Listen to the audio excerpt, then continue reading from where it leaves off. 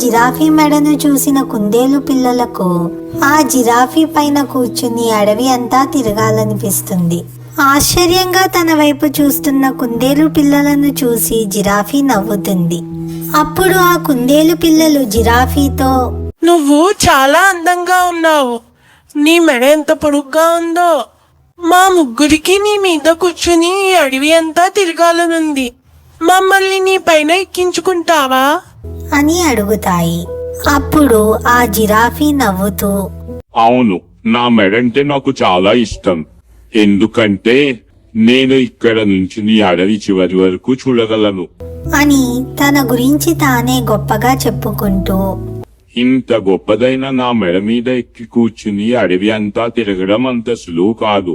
మిమ్మల్ని పూర్తి కథ చూడటానికి అమ్మ కథ చెప్పు యూట్యూబ్ ఛానల్ ను సబ్స్క్రైబ్ చేసుకోండి.